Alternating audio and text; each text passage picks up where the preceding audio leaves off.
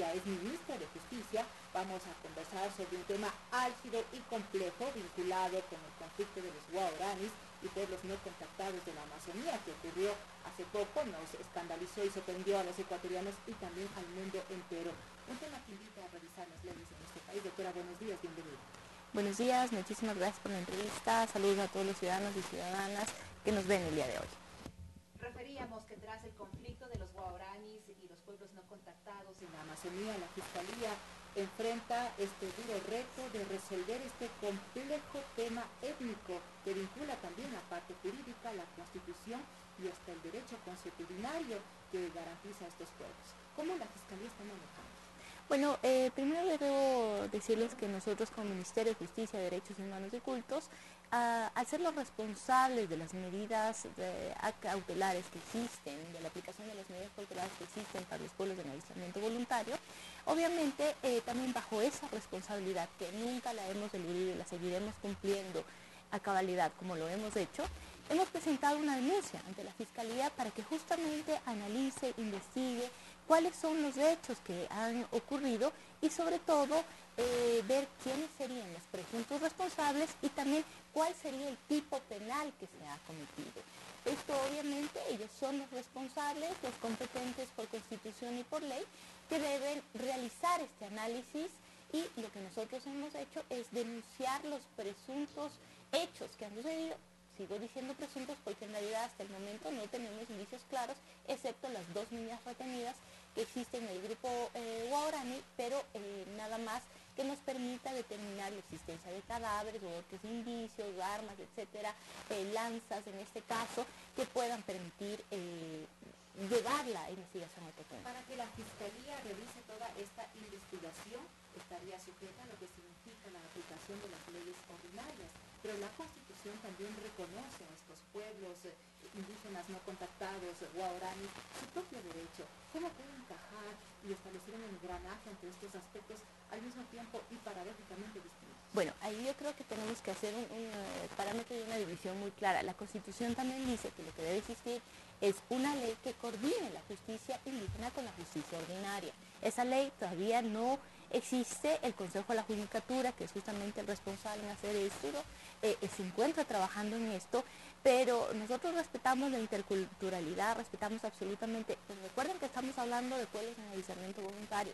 Es verdad, tiene su tema cultural, el tema constitucionario, nadie lo desconoce, pero estamos hablando también de los guaraníes, que es un pueblo contactado, que es un pueblo que está bajo las leyes del país, etcétera. Entonces, este es un análisis que tiene que hacerse varios ejes y aristas. ¿Hasta qué punto entonces la justicia ecuatoriana podría dilucidar este tema, investigarlo, resolverlo desde el derecho consuetudinario y también hasta qué punto entran nuestras leyes ordinarias?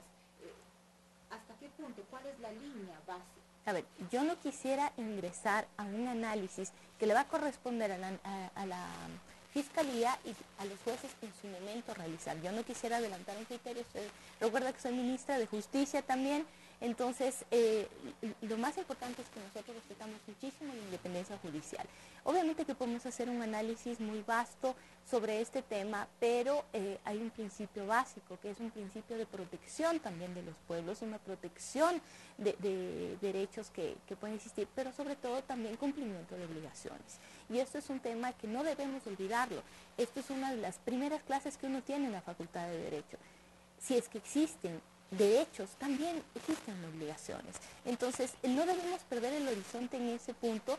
Respetamos absolutamente todo lo que son las normas constitucionales, el derecho constitucional, sí, pero obviamente en el momento que esto ya ataca a un ordenamiento jurídico vigente, a leyes, leyes, derechos y garantías constitucionales vigentes, estamos en otro plano. Sin querer hilar muy fino, pero cuando hablamos del derecho constitucional nos basamos en la costumbre y la costumbre también hace ley. La costumbre es fuente de derecho, pero no necesariamente. Por eso es que el análisis tiene que ser muy vasto, no podemos decir únicamente, sí, la costumbre es fuente de derecho, también la ley, el ordenamiento jurídico, el ordenamiento internacional y muchas otras normas. Es decir, no podemos decir que es la única ley que existe, por eso es lo que les digo, este análisis tiene que hacerse desde varios puntos de vista, porque no podemos únicamente quedarnos con el derecho constitucional. El Ministerio de Justicia reconoce que existió una posible matanza.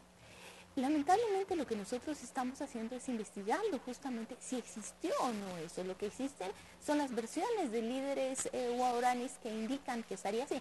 Obviamente no desconocemos que el hecho de que existan 2 niñas retenidas dentro de la comunidad guaraní te indican que las niñas no pudieron haber sido sacadas sin violencia. Entonces lo que nosotros necesitamos es investigar a saber cuáles fueron los hechos, cómo sucedieron los hechos, en dónde se dieron los hechos, porque hemos realizado varios sobrevuelos, hemos realizado varios patrullajes, inclusive a pie, pero todavía no llegamos a tener esos vestigios. Existen varias versiones, se habla, por ejemplo, de que la causa habría sido un machete, tal vez un vínculo matrimonial, otra de las causas incluso venganzas, se habla de la utilización de lanzas, para comprender este tema o este asesinato, por calificarlo de esta manera, porque todavía esto dependerá de la justicia hacerlo.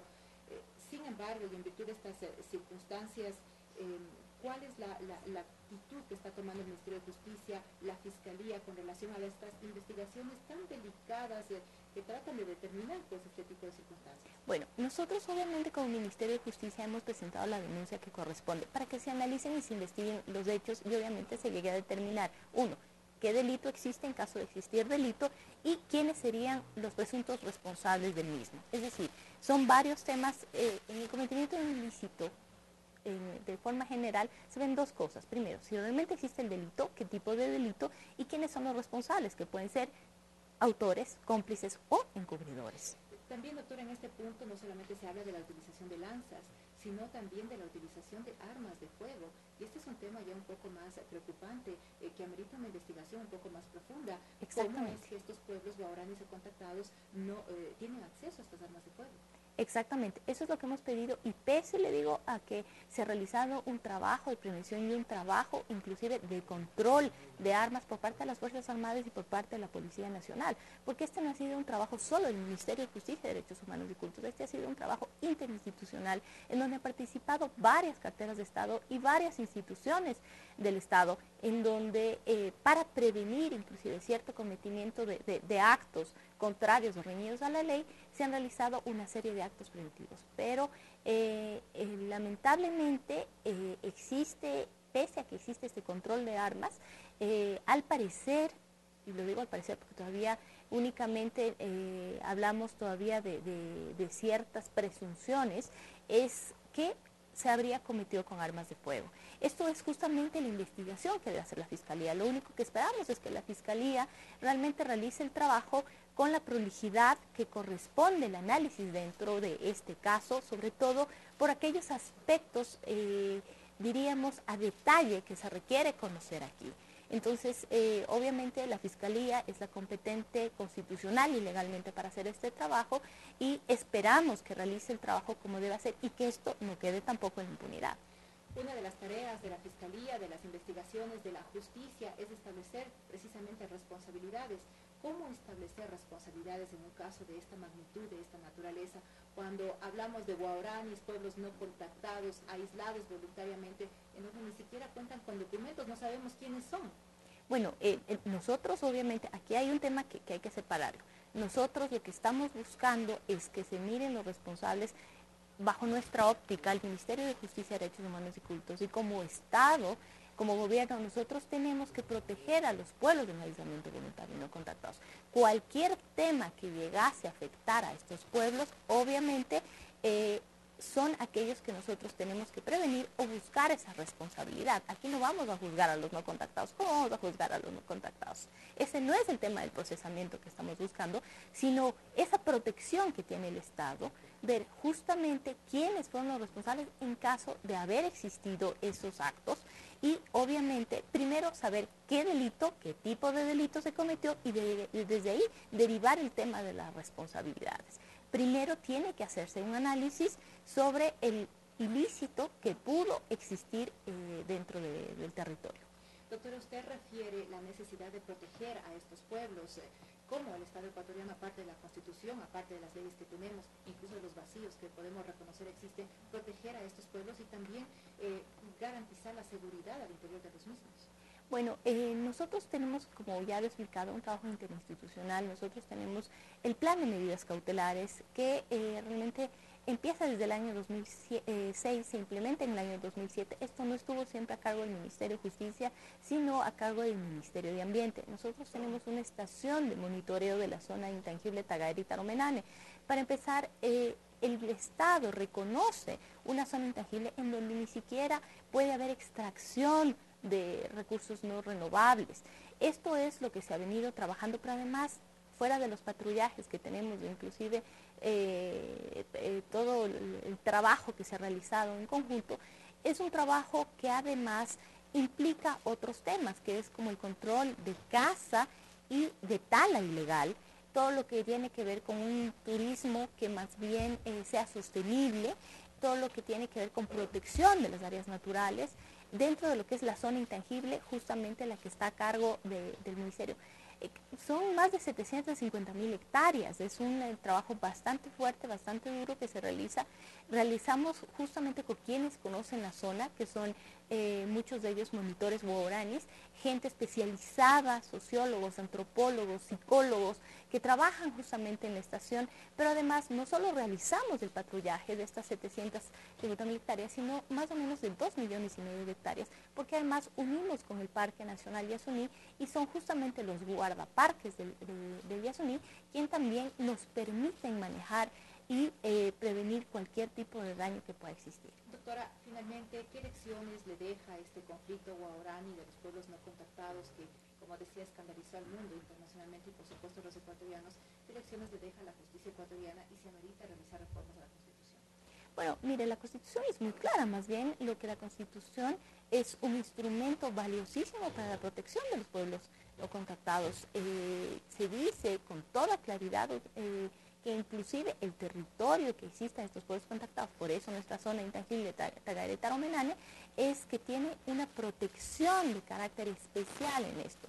Pero yo no diría ninguna lección, simplemente lo que nos demuestra es que en el trabajo que realizamos diariamente no podemos dejar descansar un segundo, porque cualquier tema nosotros siempre debemos hacerlo desde dos puntos, desde la prevención y no solo también desde el momento que ocurren ciertos hechos. Aquí hemos venido haciendo un trabajo de prevención, porque esto es un trabajo que viene desde hace mucho tiempo, no es ahora, pero también sí instaría a los pueblos, sobre todo a los guaraníes, a que también le pongan de ciertas actitudes que no nos hace bien a nadie, a los ecuatorianos, y que nosotros, y lo único decirle que nosotros como gobierno nacional, como Ministerio de Justicia, Derechos Humanos y Cultos, seguiremos realizando nuestra labor como corresponde, con esa protección que corresponde y en cumplimiento a nuestra Constitución, que es justamente la protección de los pueblos en aislamiento voluntario. Y he ahí el duro reto que debe enfrentar el Ministerio de Justicia y por supuesto la justicia ecuatoriana con temas